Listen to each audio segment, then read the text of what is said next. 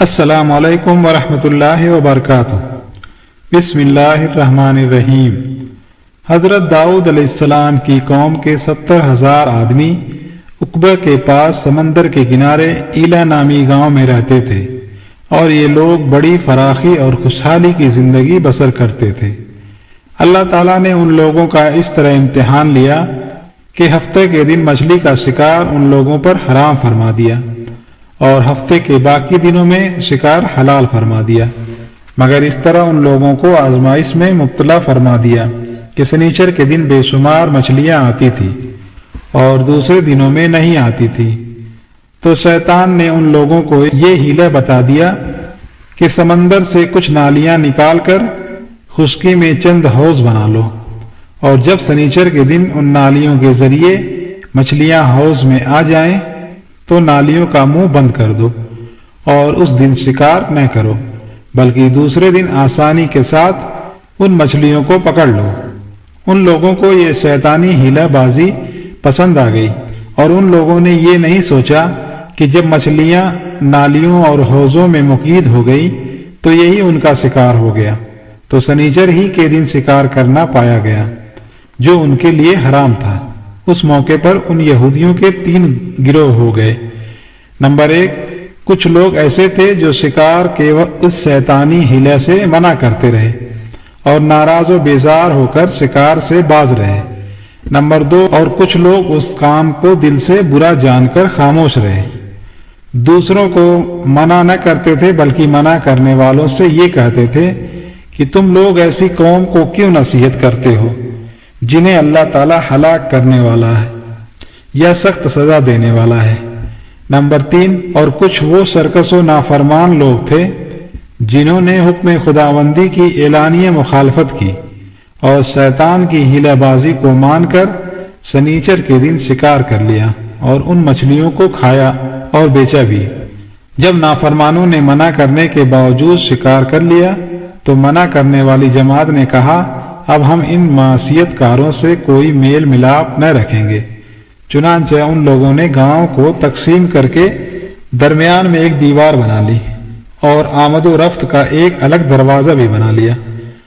حضرت داؤد علیہ السلام نے غضبناک ہو کر شکار کرنے والوں پر لعنت فرما دی۔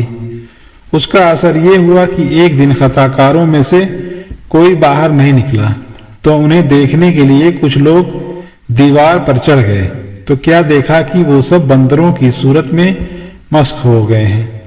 اب لوگ ان مجرموں کا دروازہ کھول کر اندر داخل ہوئے تو وہ بندر اپنے رشتہ داروں کو پہچانتے تھے اور ان کے پاس آ کر ان کے کپڑوں کو سونگھتے تھے اور زارو زار روتے تھے، مگر لوگ ان بندر بن جانے والوں کو نہیں پہچانتے تھے۔ ان بندر بن جانے والوں کی تعداد 12,000 تھی۔ یہ سب 3 دن تک زندہ رہے اور اس درمیان میں کچھ بھی کھا پی نہ سکے، بلکہ یوں ہی بھوکے پیاسے سب کے سب ہلاک ہو گئے۔ شکار سے منع کرنے والا گروہ ہلاکت سے سلامت رہا، اور صحیح قول یہ ہے کہ دل سے برا جان کر خاموش رہنے والوں کو بھی اللہ تعالیٰ نے ہلاکت سے بچا لیا۔ اس واقعہ کا اجمالی بیان تو سورہ بقرہ کی اس آیت میں ہے۔ ترجمہ: اور بے شک ضرور تمہیں معلوم ہے کہ وہ جنہوں نے ہفتہ میں سرکشی کی تو ہم نے ان سے فرمایا کہ ہو جاؤ بندر، دھتکارے ہوئے۔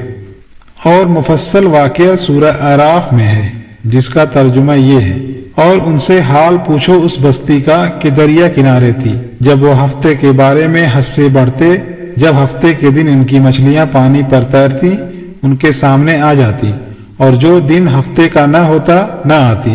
اس طرح ہم انہیں آزماتے تھے ان کی بے حکمی کے سبب۔ اور جب ان میں سے ایک گروہ نے کہا کیوں نصیحت کرتے ہو ان لوگوں کو جنہیں اللہ ہلاک کرنے والا ہے یا انہیں سخت عذاب دینے والا، بولے تمہارے رب کے حضور معذرت کو اور شاید انہیں ڈر ہو۔ پھر جب وہ بھلا بیٹھے جو نصیحت انہیں ہوئی تھی، ہم نے بچا لیے وہ جو برائی سے منع کرتے تھے، اور ظالموں کو برے عذاب میں پکڑا بدلہ ان کی نافرمانی کا۔ پھر جب انہوں نے ممانعت کے حکم سے سرکشی کی، ہم نے ان سے فرمایا ہو جاؤ بندر، دھتکارے ہوئے۔ शैतानी हीला बाजियों में पड़कर अल्लाह ताला के अहकाम की नाफरमानियों का अंजाम कितना बुरा और किस कदर खतरनाक होता है, और खुदा के नबी जिन बदनसीबों पर लानत फरमा दे वो कैसे होलनाक अजाब इलाही में गिरफ्तार होकर दुनिया से निस्तो नाबूद होकर अजाब नार में गिरफ्तार हो जाते हैं और दोनों जहां में जलील ख्वार हो जाते हैं। नऊजुबिल्लाह। असहाबे इला के इस दिल दहला देने वाले वाक़े में हर मुसलमान के लिए बड़ी इबरतों और नसीहतों का सामान है। काश इस वाक़े से मुसलमानों के कुलूब में खौफ खुदाबंदी की लहर पैदा हो जाए और वो अल्लाह व रसूल की नाफरमानियों की पगडंडियों में भटकने से मुंह मोड़कर सिराते मुस्तकीम की शाहराह पर चल पड़े और दोनों जहानों की सरबुलंदियों से सरफराज होकर एजाज़ो इकराम की सल्तनत के ताजदार बन जाएं। मज़ीद अच्छी वीडियो देखने के लिए हमारा चैनल सब्सक्राइब करें।